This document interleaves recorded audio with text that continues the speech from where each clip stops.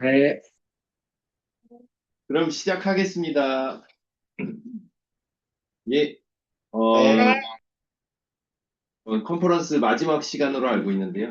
한 학기 동안 수고 많으셨습니다. 마지막 시간에 제가 말씀드릴 주제는 AMD 업데이트라는 내용.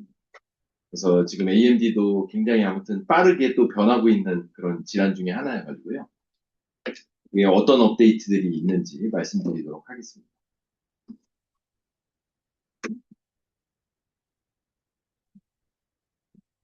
예, 오늘 말씀드릴 내용 간략하게 이제 아웃라인 말씀드리면은 우선은 뭐 에피데미올로지와 함께 그 AMD의 오버뷰에 대해서 좀 말씀드리고요.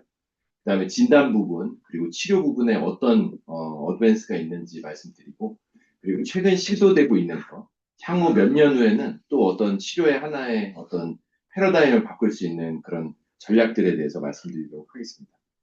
본 발표는 이 작년에 자마에 퍼블리시된 AMD의 리뷰가 있거든요.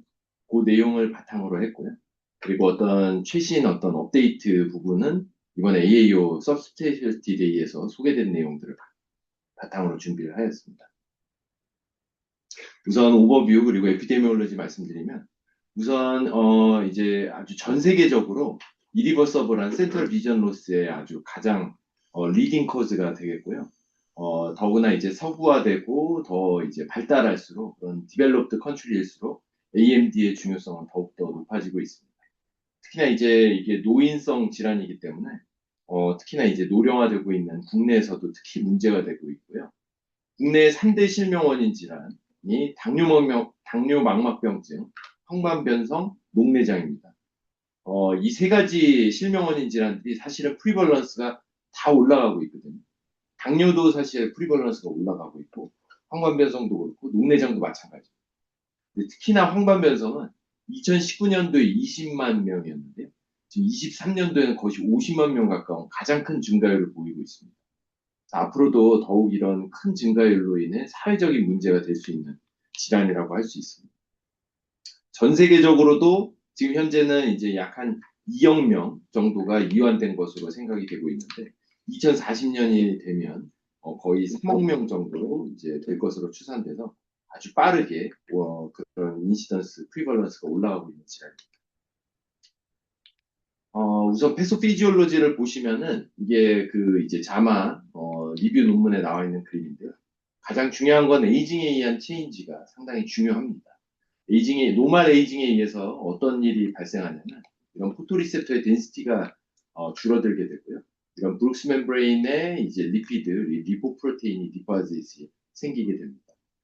그리고 코리오 캐필러리스도 서서히 이것이 이제 그 덴시티가 감소하게 되는데 이런 노멀 에이징에 더해서 이제 AMD의 메인 메커니즘이 이제 더해지게 되면 AMD가 발생을 하는데 이것들을 이제 모듈레이트 할 수 있는 그런 리스크 팩터들이 있습니다. 이런 환경적으로는 시가렛 스모킹이 대부분이고요. 그렇기 때문에 AMD 환자에서는 얼리 AMD라 하더라도 시가렛 스모킹, 그러니까 금연을 보고를 해야 돼요. 그리고 제네틱 서셉티빌리티가 있는데 이게 관련된 게 이제 그 기전이 인플라메이션 그리고 리피드 메타볼리즘 그리고 ECM 메인터넌스가 있습니다. 그래서 대표적으로 이런 그 인플라메이션과 관련된 컴플리먼트 패스웨이에 관련된 유전자인 CFH, 컴플리먼트 팩터 H 그리고 암스2 HTRA1은 이 ECM 메인터넌스에 관련돼 있거든요. 그래서 그런 관련된 그런 대표적인 유전자들이 아주 멀티플한 그런 그 인종에서 한 스터디에서 공통적으로 나오고 있는 그런 제네틱 로사이가 되겠습니다. 그래서 이런 제네틱 서세테빌리티도 상당히 있는 그런 질환이 되겠고요. 그래서 이 AMD의 메인 메커니즘을 보시면은 크로닉 인플라메이션 그리고 리피드 리포프로테인 디포지션 그리고 인크리스드 옥시다티브 스트레스 그리고 ECM 메인터넌스가 임페어먼트가 있는 경우가 되겠습니다. 그래서 이런 익스트라셀룰라 데브리들이 이제 축적이 되고 점점 이제 증가하게 되면 이것이 바로 이제 드루젠이 되는 거고요. 이런 드루젠이 이제 생기고 이것에 의해서 어떤 호메오스타시스가 깨지게 되면 특히 이제 RP의 어떤 데미지 혹은 RP의 어떤 문제들이 생기게 되는데 이 RP의 셀이 마이그레이션 되기도 하고 RP 디제너레이션이 생기게 되면 이 RP라는 게 굉장히 포토리셉터의 셀 서바이벌에 중요합니다. 그리고 또 RP가 하는 또 중요한 역할 중에 하나가 베리어 역할이 있거든요. 그래서 이 RP에 문제가 생기게 되면 포토리셉터가 디제너레이션이 되고 이 베리어 역할이 깨지게 되면 이 베리어가 없어지니까 유베슬이 생겨날 수가 있습니다. 그래서 이런 유베슬 그리고 이 포토리셉터 RP 그리고 특히나 이제 이 RP는 그 밑에 있는 코리오 캐필러리스랑도 상당히 밀접한 관련을 맺거든요. 그래서 RP 포토리셉터와 RP가 디제너레이션이 되면 뭐가 먼저인지는 알 수는 없습니다. 왜냐하면 코리오 캐필러리스가 이제 얘네들을 피딩하는 역할을 하는데 코리오 캐필러리스에 먼저 문제가 있으면 RP와 그리고 포토리셉터의 디제너레이션이 생길 수도 있고요. 역으로 포토리셉터와 RP의 디제너레이션이 있으면 얘네들을 피딩할 필요가 없겠죠. 그래서 코리오 캐필러리스가 또 디제너레이션이 되거든요. 근데 어쨌든 얘네 세 개가 상당히 같이 움직입니다. 그래서 이런 포토리셉터 RP, 코리오 캐필러리스 로스가 생기는 게 바로 이 어떤 지오그래픽 애트로피가 되겠고요. 또 이런 RP의 베리어가 깨지면서 뉴베슬이 생기는 그런 네오베스쿨라 AMD 쪽으로 가는 이런 레이 스테이지 AMD 패솔로지를 가게 됩니다. 그래서 이런 패솔로지를 이해하시는 게 상당히 이런 AMD에서 어떤 치료들을 하고 있고 현재 어떤 것들이 시도되고 있는지를 이해하는 데 굉장히 키가 되겠습니다. 그래서 AMD의 클래시피케이션을 보면 Early AMD, Intermediate AMD, 그리고 Late AMD로 나타냅니다. 이게 바로 그 유명한 아레즈 스터디에서 나온 그 분류법인데요. 우선 Early AMD는 뭐냐면 미디엄 드루젠이 있고 이런 AMD 그 피그멘터리 어브노멀리티가 없어야 됩니다. 그래서 이런 피그멘터리 어브노멀리티와 함께 드루젠이 있다거나 라지 드루젠이 있다거나 이렇게 되면 이제 인터미디에이트 AMD로 넘어가게 되는데 이 둘 간의 분류가 중요한 이유는 얼리에서는 그런 라이프 스타일 모디피케이션만 하게 됩니다. 그래서 녹황색 채소 잘 드셔라. 등푸른 생선 잘 드셔라. 그리고 이제 자외선 해로우니까 차단하고 금연하시고 이런 얘기들만 하게 되는데 이제 그 다음부터는 인터미디에 AMD부터 넘어가게 되면 저희가 이런 그 소위 황반 영양제라는 거를 추천을 하게 됩니다. 이런 오랄 서플리멘트를 시작하게 되는 게 바로 이 얼리에서 인터미디에이트 AMD로 넘어가는 그 시점부터라고 할 수 있고요. 그리고 이제 레이드 AMD 같은 경우는 두 가지로 나뉘죠. 그래서 이 첫 번째로는 포토리셉터와 RP의 아트로피를 보이고 이런 것들이 이제 뭉쳐지는 컨플루엔트한 리전을 보이는 그런 경우. 그게 말하자면은 이제 뭐 사실 이렇게 얘기하면 굉장히 거창할 수 있는데 쉽게 말하면 폰더스 오토플로레센스에서 하이퍼가 보이는 경우가 되겠습니다. 그래서 이런 경우에는 저희가 지오그래픽 아트로피라고 하고 저희가 웻 형태에 대비해서 드라이 AMD라고도 얘기를 하고요. 그다음에 이런 어드밴스드 AMD 중에 이제 드라이 AMD가 아닌 웻 AMD가 있는데 이것은 바로 이 네오베스쿨라리제이션이 생겨서 요거의 리키지에 의한 그런 인트라레티나 그리고 서브레티나 플루이드가 생길 수가 있고 또 이거의 패솔로지에서 물론 헤모리지뿐만 아니라 파이브로시스가 나중에 생길 수 있는 이거를 쉽게 얘기하면 OCT에서는 이런 플루이드의 존재, IRF나 SRF의 존재로 말할 수 있을 것 같습니다. 그래서 FAF와 OCT의 어떤 파인딩을 통해서 저희가 드라이와 웻 AMD 형태로 어드밴스드 AMD를 나눌 수가 있고요. 이제 저희가 환자한테 설명할 때는 그러면 웻 AMD는 무조건 안 좋고 이런 드라이 AMD는 괜찮은 거냐라고 생각하실 수 있는데 다만 이것도 사실 이게 정말 슬로우하게 프로그레션 할 뿐이지 이런 지오그래픽 아트로피가 생기게 되면 웻 AMD와 마찬가지로 센터에 어떤 디스토전 되고 시력 상당히 떨어지고 중심시야 디펙트가 생기는 그런 비주얼 어떤 그런 비주얼한 그런 프로그노시스는 이제 사실은 이제 지오그래픽 아트로피도 상당히 나쁩니다. 그리고 이것은 특히나 또 이리버서블하다는 그런 특징을 갖고 있고요. 다만 이제 웻 AMD는 이런 것들이 슬로우하게 프로그레션 하는 게 아니라 레피드하게 생길 수가 있고 또 안티베이제프를 이제 쓰게 되면 부분적으로라도 리버서블 할 수 있다는 그런 측면에서 이런 내용들을 환자분 설명할 때 좀 활용할 수 있을 것 같습니다. 이런 레이드 AMD부터는 저희가 인트라비트럴 인젝션을 할 수가 있고요. 다만 이전에는 사실 웻 AMD만 이제 인트라비트럴 인젝션을 한다고 알고 계실 텐데 저희가 사실 이제 드라이 AMD에서도 이런 인트라비트럴 인젝션을 하는 약들이 있습니다. FDA 어프로벌이 된 약들이 있는데 다만 이 약들은 아직은 국내에 도입이 된 상태가 아닙니다. 그래서 국내에서는 현재까지 웹 AMD에서만 인트라비트럴 인젝션을 고려를 하게 됩니다.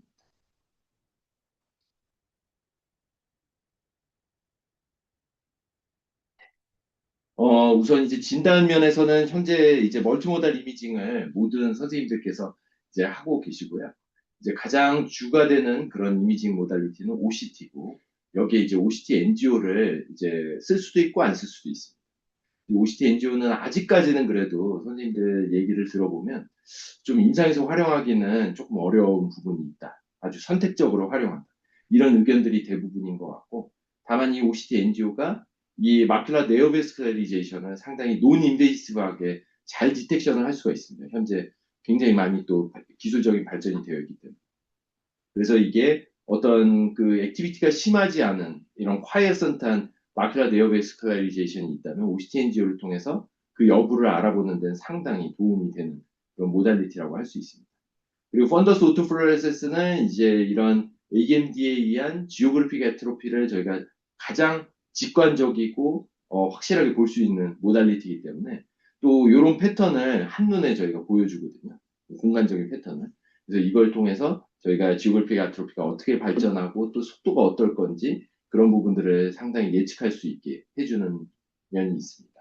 그리고 저희 나라에서는 이제 엑스더티브 AMD를 진단하기 위해서 이제 보험 적용을 받으려면 반드시 플루오레센 엔지오그래피를 해야 되기 때문에 또 엑스더티브 AMD에서는 또 플루오레센 엔지오그래피를 꼭 해야 되는 그런 이미징이 되겠습니다. 그래서 OCT는 말씀드린 대로 가장 중요한 그런 진단과 모니터링의 툴이 되겠고 드루젠의 모폴로지, 드루젠의 사이즈, 그 다음에 인트라레티널 플루이드, 또 서브레티널 플루이드를 봄으로써 저희가 액티비티를 판정을 하게 되고요. 또 이것에 의한 아우터레티날 인티그리티, 그러니까 뭐 아트로피 여부, 그리고 지오그래픽 아트로피가 있으면 또 특히 그 보더들을 봄으로써 이게 어떤 변화가 있는지도 저희가 예측을 할 수 있게 됩니다. 그리고 에이티피컬한 케이스 혹은 이제 특히나 PCB 같은 경우에는 PCB는 더구나 이제 ICGA가 상당히 PCB 진단하는 데 상당히 많은 도움을 주고요. 또 에이티피컬 케이스에서는 이런 엔지오그래픽 메소드들을 함께 병용을 할 수가 있습니다. 가장 어떤 전형적인 그 자마에 나온 그 피규어가 되겠는데요. 얼리 AMD는 이런 옐로우시한 이런 디바이스들이 이제 펀더스에서 관찰이 되고요. 이런 단계에서는 아직 펀더스 오토플레이스에서 상당히 베리어블하게 나타날 수도 있고 안 나타날 수도 있습니다. 근데 다만 이제 OCT에서는 상당히 그래도 이런 거를 민감하게 이런 돔 쉐입드한 그런 드루제노 이런 디파짓들이 이제 바로 그 브룩스 멤브레인과 RP 사이에 존재하는 것을 알 수가 있고요. 이런 것들이 이제 드루젠이 상당히 커지게 되면 이게 상당히 OCT에서도 프라미넌트하게 나타납니다. 그리고 이게 이제 피그먼트 어브노멀리티가 나타나게 되면 비로소 원더스 오토플루레센스에서도 어떤 변화들이 생깁니다. 하이퍼든 하이포든. 그래서 여기에서는 이제 이런 하이퍼 형태의 이런 리전들을 볼 수가 있고, 이런 형태가 있을 때 또 다른 어떤 특히나 이제 어떤 리스크, 하이 리스크를 나타내는 그런 OCT의 바이오마커들이 있습니다. 이런 하이퍼 리플렉티브 포사이라든지 그 이외에 또 뭐 아이로라라든지 뭐 이런 그런 마커들이 있거든요. 그래서 그런 것들을 저희가 특히나 이런 그 뭔가 지오그래픽 아트로피가 가기 전에 그런 얼리 OCT 바이오마커들을 아는 것이 상당히 이 환자의 프로그노시스를 예측하는 데 도움이 됩니다.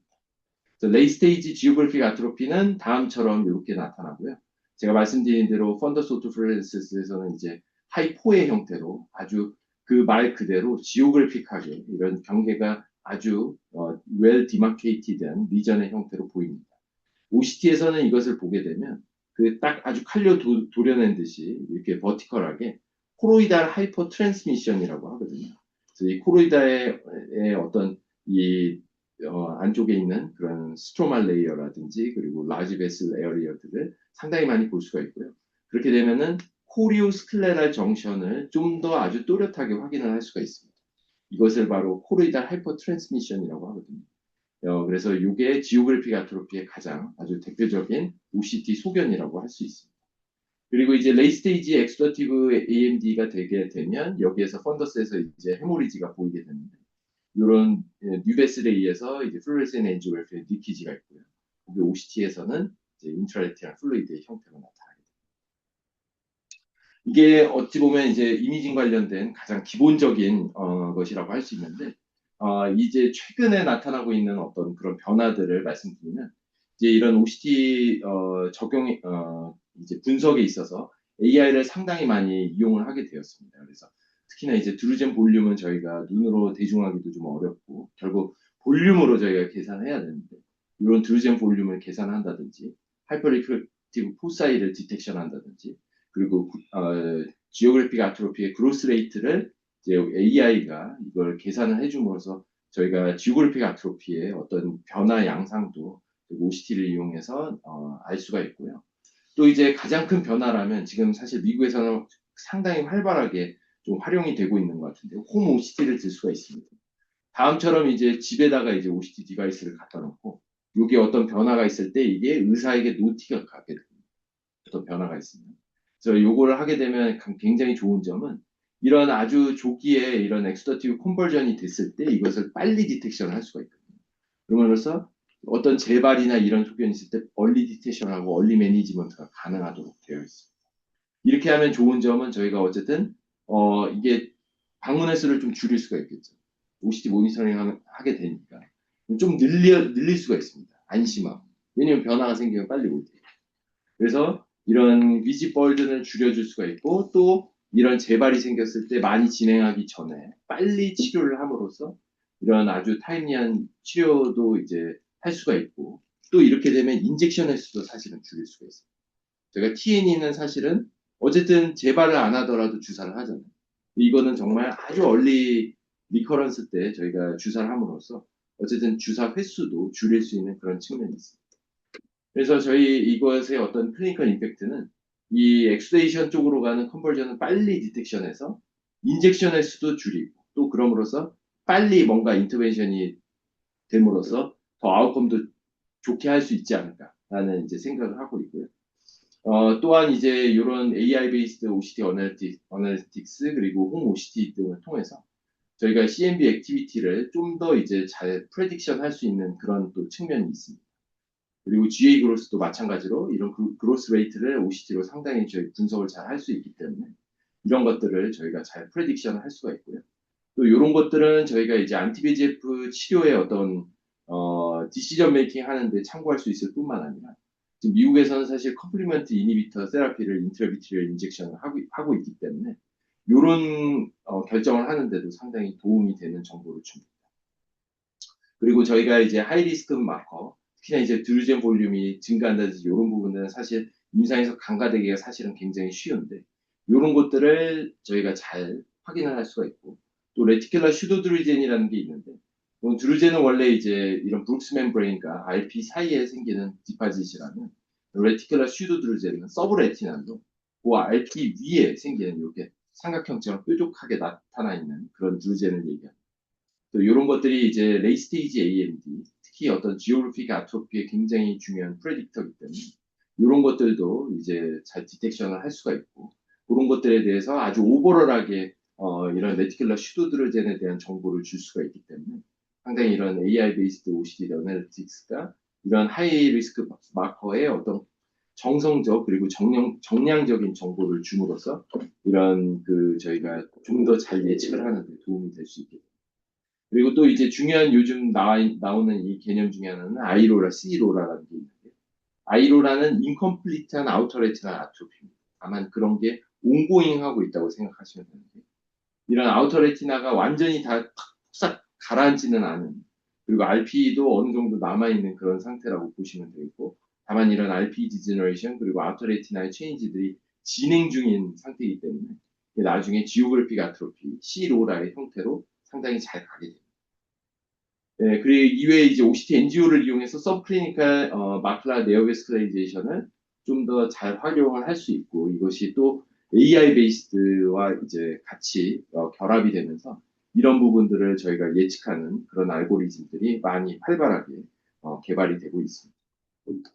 이상이 이제 진단적인 측면이 되겠고요. 나머지 반은 이제 세라피틱스에 대한 부분을 말씀드리도록 하겠습니다. 이제 가장 중요한 부분이 이제 결국은 뭐 지금 현재 가장 메인스테이는 결국 안티베이지F고 그게 전혀 변화가 없습니다. 지금 현재 3monthly 도징을 하고 있고 그 이후에는 이제 인디비주얼라이즈 도징. 가장 극단적인 형태의 인디비주얼라이즈 하는 것은 PRN이 되겠죠. 재발할 때 주사를 하는. 지금 현재 어쨌든 대세는 TN이 있겠고 요것을 어쨌든 인디비주얼한 도징 형태로 저희가 묶어서 부를 수 있는데 어쨌든 거기에 있어서의 어떤 세부적인 그런 어떤 뭐 연구들은 계속 진행 중이기는 합니다. 근데 아무튼 이런 안티베이지F를 이용을 하는데 여전히 아직 언맨 니즈라고 말할 수 있는 그런 부분은 뭐냐면 이 듀러빌리티가 더 올라가야 됩니다. 너무 반복된 주사가 여전히 환자분들께는 가장 부담스러운 부분이거든요.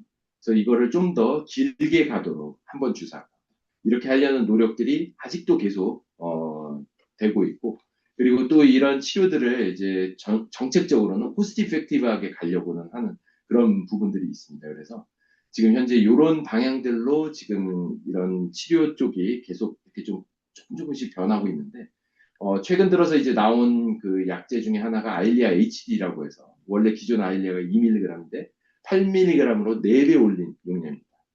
원래 이제 이런 용량을 2배 늘리면 그 해프라이프의 2배만큼 더 듀레이션이 더 가게 되거든요. 그래서 이거를 좀 더 획기적으로 이제 한 4배 정도 늘린 게 되겠고, 이론적으로는 그래서 익스텐디드 인터벌이라고 얘기를 하는데, 조금 이제 좀 써보면 꼭 그렇지는 않은 것 같아요. 그래서, 어쨌든 이제 알리아 HD라는 게 이제 나와 있고, 그 다음에 바이오시밀러가 바로 이 코스트 이펙티브 면에서 굉장히 중요한 어떤 트렌드입니다. 그래서, 이게 특히나 국내에서는 굉장히 많이 보급이 또 되어 있고 또 많은 이제 또 여러 가지 좀 쓸 수 있는 그런 초이스들이 많아지고 있고 특히나 이제 미국에서는 보니까 거의 바이오시밀러를 사실 안 쓰더라고요.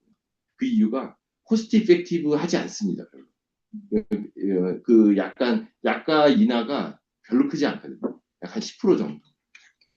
근데 국내는 이런 바이오시밀러가 나오면 오리지널 약도 약가를 인하하고요.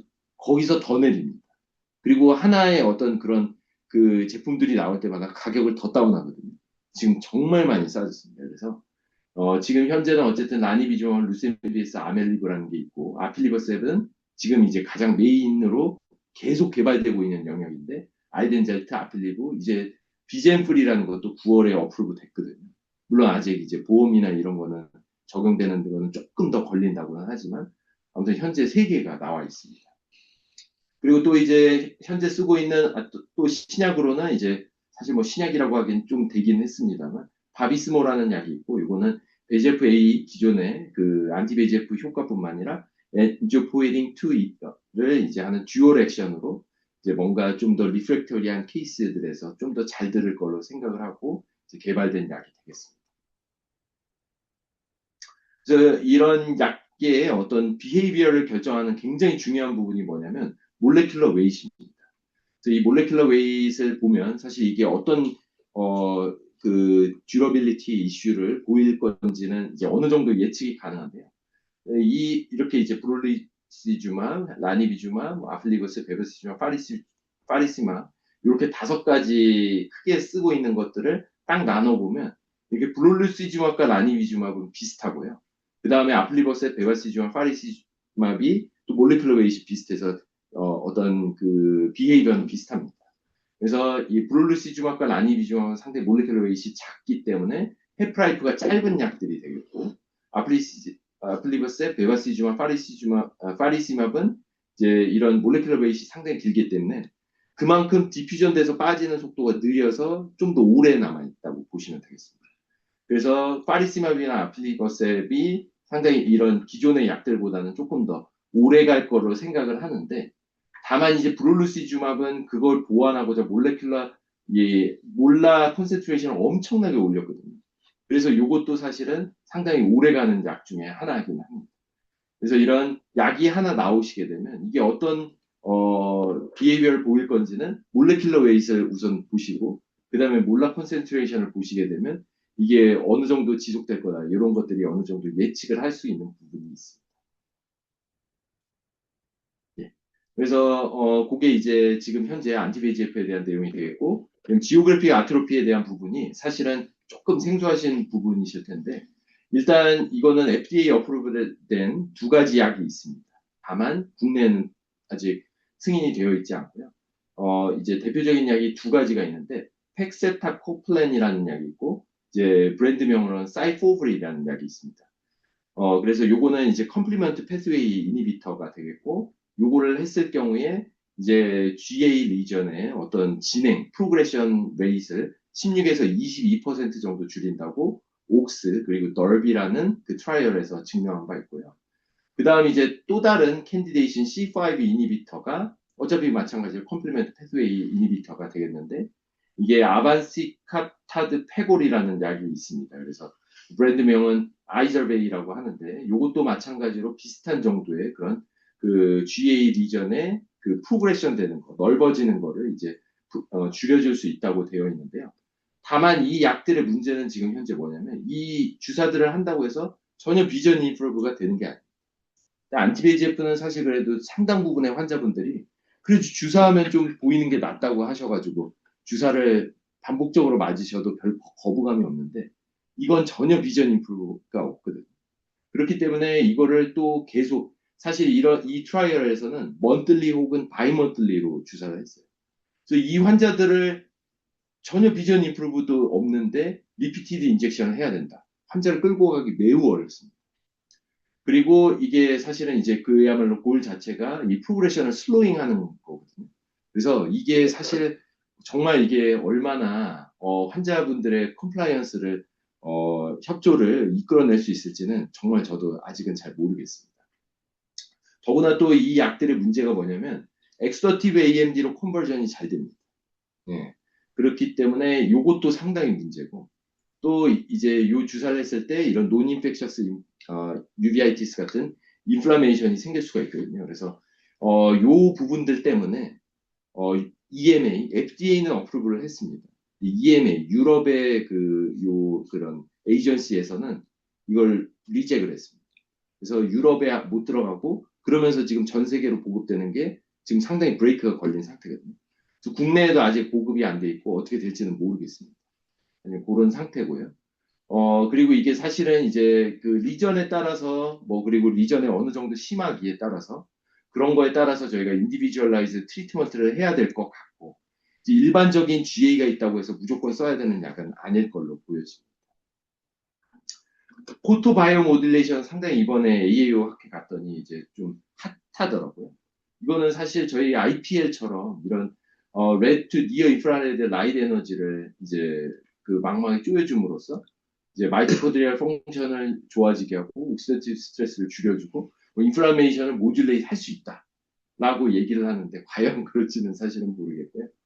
이게 사실 이런 스몰 RCT에서는 이 얼리 인터미디에 AMD에서 썼을 때 드루젠 프로그레션을 좀 줄일 수 있다. 그 컨트라스트 센시티비티나 어떤 비주얼 어떤 펑션 매트릭스가 일부 좋아지더라라는 그런 보고들은 있는데 사실 이게 굉장히 그 결과마다 좀 인컨시스턴트하고 또 이런 옵티멀 파라미터에 대해서 어떤 그 듀레이션을 해야 되고 어떤 웨이브레인트를 해야 되고 이런 게 스탠다다이제이션이 아직 안 돼 있습니다. 그래서 이건 아직 갈 길이 멀고 이게 과연 정말 FDA 어프로벌을 받을 수 있을지는 앞으로 두고 봐야 될 것 같습니다.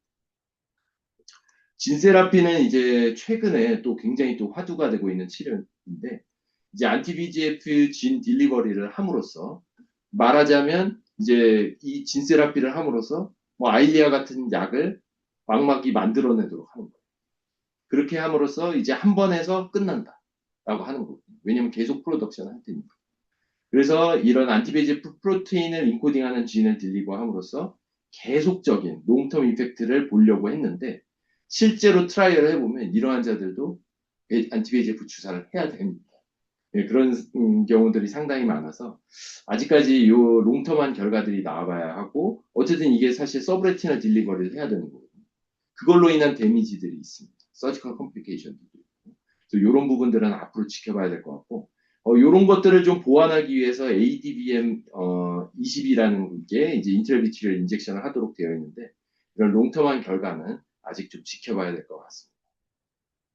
그리고 또 이제 나와 있는 그런 그 어프로치가 이제 서스테인드 딜리버리 시스템이라 그래서 포트 딜리버리 시스템 이런 포트를 이제 이렇게 만들어 놓고요. 그 다음에 여기에 계속 라니비즘압을 리필하도록 하는 약. 그래서 이런 아치웨이라는 페이스 3 트라이얼에서는 거의 6개월마다 이제 라니비즘압을 리필하도록 하면 이 포트에서 서서히 슬로우 릴리징함으로써 라니비즘압을 계속 배출하는 거거든요. 그래서 그런 형태로 개발이 되어 있는 게 있고 또 하이드로젤하고 병합해서 하게 되면 이게 하이드로젤이 서서히 이제 슬로우 릴리징하면서 흡수가 되면서 약을 릴리즈함으로써 이제 계속 서스테인드 딜리버리 시스템을 만들 수 있는 그런 형태가 또 있습니다. 그래서 이런 것들이 활용이 되고 있고 또 이제 저희가 진세라피가 이런 안티베이지에프뿐만 아니라 컴플리먼트를 타겟팅하는 게 있기 때문에 이런 그 익스페리멘탈 모델들이 만들어져서 이런 컴플리먼트 패스웨이를 타겟팅함으로써 특히나 이런 지오그래픽 아트로피 프로그레션을 줄일 수 있을 것이다. 이런 프로그레션이 도움이 될 것이다라고 지금 현재 실험적으로 시도하고 있는 것들이 있고 아마 조만간 또 이게 긍정적인 결과가 나타난다면 사람에서도 도입이 될 것 같습니다. 이렇게 저희가 지금 하고 있는 이런 어프로치들은 어쨌든 셀이 아직도 살아있어야 되거든요. 진세라피도 셀이 살아있어야 할 수 있는 거죠. 근데 이제 셀이 죽으면 어떡하냐. 이게 사실 방법이 없습니다. 지오그래픽 아트로피가 생기면 정말 이리버서블 한 거거든요. 그래서 이제 셀을 채워주자라고 하는 그런 그 치료가 이제 셀 베이스 세라피 그리고 RP 트랜스플란테이션이 되어 있고요. 이게 휴먼 엠브리오닉 스템셀 혹은 인듀스드 플루리포텐트 스템셀 디라이브된 그런 RP 트랜스플란트를 이제 시도한 게 있고 그게 이제 란셋 퍼블리시가 된 게 있는데 그래서 RP 셀을 서스펜션을 서브레티널로 주사하기도 하고 이런 그 스캐폴드에 이제 이런 RP 패치 같은 모노레이어 패치를 만들어서 이거를 인설트하기도 하고 이런 형태로 여러 가지가 시도가 되고 있는데 최근에는 조금 연구가 좀 덜 되고 있습니다. 왜냐면 이게 근본적인 문제는 어쨌든 포토리셉스를 못 살립니다. 그래서 이런 부분들 때문에 아직 상당히 한계가 있는 치료라고 할 수 있겠습니다.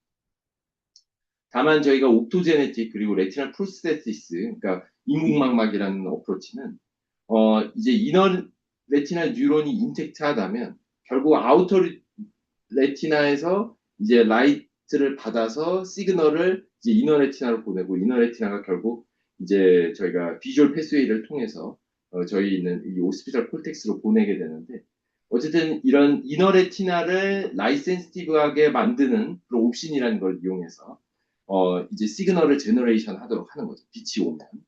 그렇거나 아니면은 포토리셉터가 없는 쪽을 바이패스해서 어떤 인공망막이라는 장치를 통해서 이너레티라는 신호를 빛을 받으면 주면 그게 이제 시그널 트랜스덕션을 할 수가 있는 거죠. 이런 어프로치들을 통해서 빛에 반응할 수 있도록 빛의 어떤 시그널을 만들 수 있도록 하는 어프로치가 바로 옵토제네틱 레티널 프로세시스라는 것이 되겠습니다. 이런 것도 계속 되고 있고요. 또 이제 안티베이지에프뿐만 아니라 여러 가지들이 이제 시도가 되고 있는데 타이로신 카이네이즈 이니비터는 지금 현재 가장 활발하게 되고 있는 넥스트 타겟이 되겠습니다. 베이지에프 외에. 이건 뭐냐면 베이지에프가 베이지에프 리셉터가 있고 그게 인트라 셀룰라 시그널링은 바로 타이로신 카이네이즈라는 게 있거든요. 그래서 요거를 바로 블락하는 거예요. 이렇게 되면 뭔가 안티베이지에프에 잘 안 듣는 환자도 결국은 이제 인트라셀룰러 패스웨이를 차단해 버리니까 좀 들을 거라고 생각을 하는 거죠.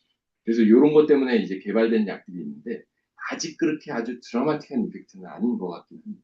물론 이것도 다른 형태의 타이로신 카이네이즈 인히비터가 나오면 또 프로미싱한 결과가 있을 수도 있을 것 같습니다. 그 외에 이제 저희가 안티파이브로틱 에이전트도 시도가 되고 있는데 저희가 상당히 또 중요한 그 시력을 떨어뜨리는 엑소티브 AMD의 시력 떨어뜨리는 이유가 파이브로시스가 있습니다. 이 파이브로틱한 스카가 생기게 되면서 그 자체가 포토리셉터를 상당히 망가뜨리고 요것에 의해서 시력이 많이 떨어지게 되는데 이런 안티파이브로틱 에이전트를 씀으로써 상당히 이런 파이브로시스를 줄였다라는 그런 보고들이 있고 바로 이 TGF 베타2의 mRNA를 타겟팅하는 안티센스 올리고뉴클레오타이드를 씀으로써 이런 것들을 줄이는 시도들이 있어서 이런 부분들도 앞으로 좀 관심 있게 지켜봐야 될 것 같습니다. 예, 이상으로 AMD 업데이트 말씀드렸고요. 질문 있으시면 부탁드리겠습니다.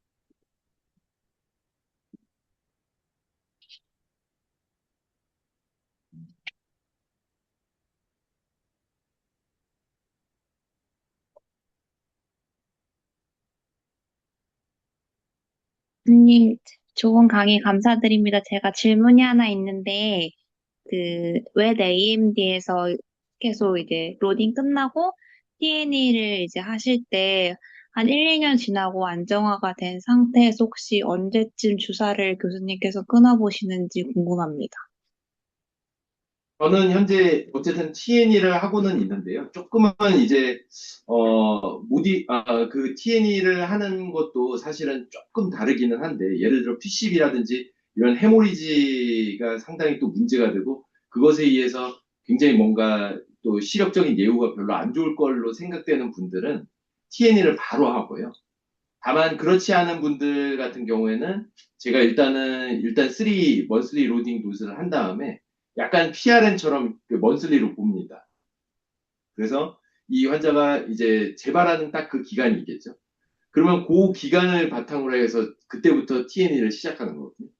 그래서 저는 그렇게 하고 있고 일단 TNE를 하게 되면 계속 이제 간격을 늘리는데 저는 이제 6개월까지는 최대한 좀 늘려보기는 하고요.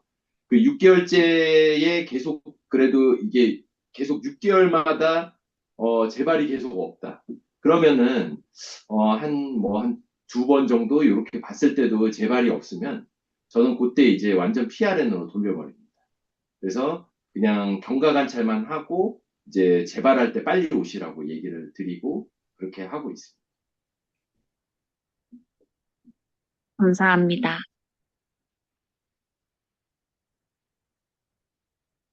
그러면 재발 간격 보실 때도 한 6개월 정도에 오시라고 말씀드리고 이상 있으면 당겨 오시라고 말씀을 하시는 걸까요, 교수님?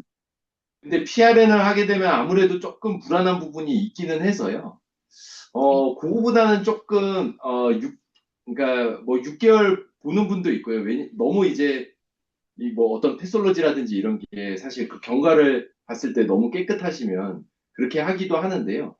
보통은 이제 그거보다는 조금 당기는 것 같아요. 뭐 물론 이제 천편일률적으로 제가 딱 그 간격을 어떻게 딱 그건 하지는 않지만 뭐 어떤 분들은 3개월에 한 번씩 뵙기도 하고 4개월, 뭐 6개월에 뵙는 분도 있는 것 같습니다.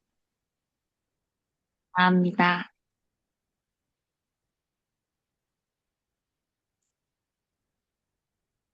혹시 서브 레티널 인젝션은 경험이 많으신가요? 혹시 서울에서 하고 계시는지. 아니요, 저희는 아직 하고 있지 않고요. 아무튼 그 방법은 일단 그거를 위한 특별한 어떤 일종의 캐뉼라 같은 게 있거든요. 그러니까 팁 같은 게 있어요. 그런 그 팁이. 그래서 거기에서 이제 그 프리레티날로 해서 망막에 대주고 그 다음에 쏴주면 굳이 망막을 완전히 펑치하지 않더라도 서브레티널로 들어가긴 합니다. 그래서 그걸 이용한 이제 특별한 팁이 있고, 그게 또 그 디바이스 자체가 그걸 이제 밀어주는 그런 장치도 좀 있거든요. 예, 근데 그거는 저희 뭐 지금 현재 서울에는 도입되어 있지는 않고, 이게 예를 들어 저희가 진세라피 같은 거를 만약에 고려하게 된다면 당연히 도입해서 저희가 해야 될 것 같습니다. 아무튼 서브레티날 인젝션은 프리레티날로 합니다. 망막을 콩차하자.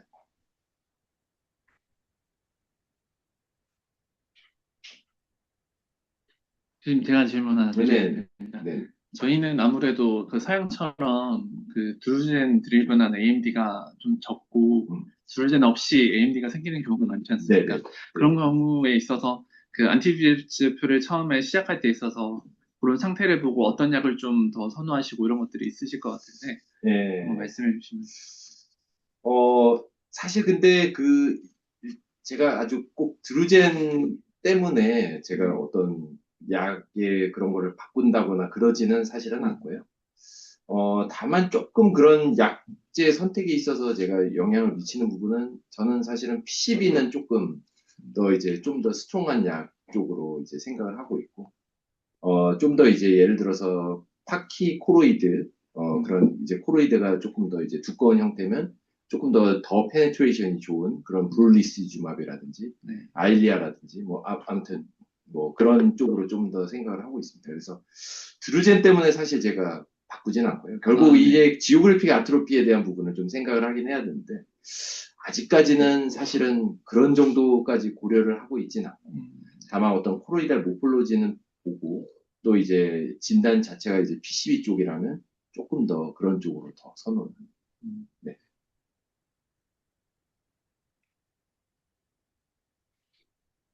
그리고 또 이번에는 이제 피가 터졌을 때 상황에서 그 안티비에프 모노세라피를 하는 것도 효과는 있다고는 하는데 네. 모노세라피를 할지 가스를 넣을지 아니면 수술을 할지에 대한 기준이 있으신지 여쭤보고 싶습니다. 기준은 사실은 환자마다 물론 다르겠지만, 없는데요. 일단 뭐 빨리 오면 환자가 빨리 오면 당연히 저는 이제 가스를 넣긴 넣습니다. 네. 인절비절 가스를 넣고 프롬 포지션을 해서 어쨌든 밀어내고요. 근데 다만 이게 하루에 다 하기는 어렵죠. 주사 네. 안티비에제프도 해야 되고 가스도 해야 되는데. 그래서 저는 보통은 일단은 가스를 먼저 넣고 그 다음에 이틀 후에 사실 안압을 확인해야 되거든요. 그때 안압 확인하고 안티비에제프를 넣습니다. 예. 그렇게 해서 일단은 빨리 먼저 밀어내야 되기 때문에 가스를 먼저 하는 편이고요. 그 다음에 어쨌든 안티비에제프를 써야죠. 그래서 그런 식으로 저는 하고 있고, 근데 예를 들어서 그게 한 며칠, 뭐 한 5일 이상 됐다. 그러면 사실은 이제 밀리는 게 좀 상당히 제한적이거든요. 그래서 그런 경우에는 사실 가스를 쓰기는 좀 어려운데, 그런 경우에 이제 어떤 선생님들은 TPA를 쓰기도 합니다. 아, 예. 예, 그렇게 해서 이제 녹이기도 하고, 특히나 이제 TPA는 서브레티널로 쓰면 더 잘 네. 작용하긴 하거든요. 그래서 그렇게 해서 이제 가스 넣으시고 이러시는 분들도 있습니다. 그래서 여러 가지 좀 옵션이 있을 것 같은데, 저는 아직은 뭐 TPA를 쓰지는 않고, 예, 그 다음에 그냥 이제 온셋 타임에 따라서 이제 가스 넣을지 말지 결정하고, 그 다음에 안티비제프도 넣고 그렇게 하고 있습니다. 그 수술과 관련해서 하나만 더 네. 마지막으로 네. 질문 드리고 싶은 것은 그래서 그 가끔 이제 결국에는 보통 브레이크스루 헤모리지가 되면은 수술 들어가는 경우가 많은데 네. 그렇게 해서 비트레스 헤모리지를 제거하고 망막을 가는데 그 서브레티나 그 헤모리지가 너무 심한 경우에 네. 저번에 이제 망막학회 보니까 네.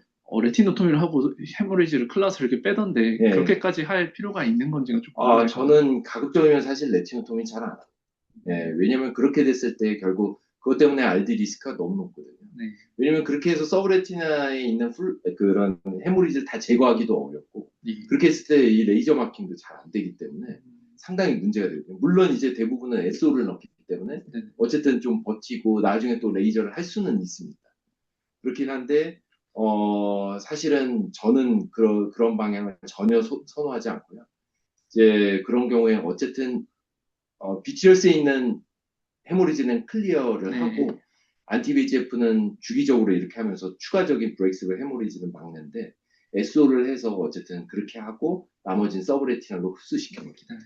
네. 미니멀로 하고 그것 때문에 더 문제가 되지 않도록 하는 방향을 취하고 있습니다. 과연 그렇게 했을 때 시력 예후가 더 좋을지 저는 잘 모르겠거든요. 네. 조금은 보수적으로 그렇게 하고 있습니다. 근데 그렇게 했을 때 아무튼 SO를 넣고 주기적으로 어쨌든 안티비지에프를 하고 그렇게 했을 때 그래도 상당히 뭐 예후가 그래도 굉장히 좀 안정적으로 유지가 잘 되기 때문에 네네. 저는 그런 방법을 선호해요. 레티노토미 가급적 안 먹어요. 알겠습니다. 네. 너무 심한 분이 한 분 있어가지고 네. 여쭤봤습니다. 블러스하게. 여전히 어렵죠. 네, 아직도 뭐 이렇게 맞습니다. 답은 없는 것 같아요. 제가 한 가지 질문이 있는데, 그러면은 그런 환자가 왔을 때 그날 외래에서 그냥 바로 가스를 넣으신다는 말씀이신 거죠, 교수님? 네네, 네, 처치실에서요? 네네. 혹시 가스 종류는 보통 뭐를 넣으실까요, 교수님? P3FA 씁니다. 퓨어 가스. 네, 퓨어 감사합니다. 가스 0.25 정도를 씁니다. 네, 감사합니다, 교수님. 네네. 그리고 반드시 파라센테시스를 하셔야 돼요. 네, 감사합니다. 질문. 채팅창.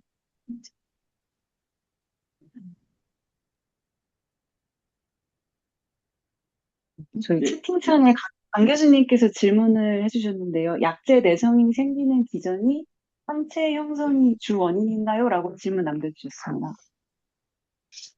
사실 그 부분이 정말 좀 어렵습니다, 교수님. 예, 그래서 그런 거에 대한 사실 연구도 좀 있었으면 좋겠는데요. 일단은 그 부분이 어느 정도 영향을 당연히 미칠 것 같습니다. 그래서 보면 확실히 이제 그렇게 했을 때 다른 약으로 스위칭하면 심지어 이제 더 강한 예를 들어서 아일리아를 쓰다가 이제 안 듣는 분들 간혹 이제 루센티스로 다시 바꿔도 이제 듣는 분도 있거든요. 뭔가 안티드럭 안티바디의 영향이 분명히 있을 거는 같은데 뭔가 그것만으로 다 설명할 수 있을까? 그건 사실 잘은 모르겠습니다. 근데 아무튼 그 부분이 사실 아직까지 그렇게 뭐 잘 연구가 된 부분이 아니어서요. 예, 그게 또 문제가 뭐냐면은 저희가 연구를 하게 되면 결국은 그 안티드럭 안티바디를 피해서 뽑아가지고 하게 되는데 그게 사실 인트라오큘라한 환경은 아니잖아요. 그렇기 때문에 저희가 뭔가 코릴레이션 하기도 사실 어려운 것 같고요. 그 부분은 아직 참 연구하기도 좀 어렵고 아직 잘 알려지지 않은 부분인데 어쨌든 저희 또 생각에는 막막 선생님들 생각에는 당연히 그런 부분이 관여를 할 것 같긴 합니다.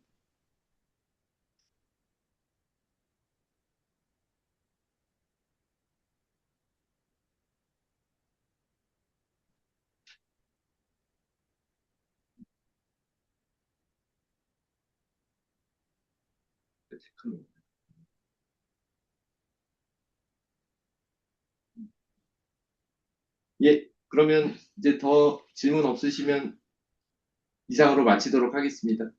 수고하셨습니다. 감사합니다.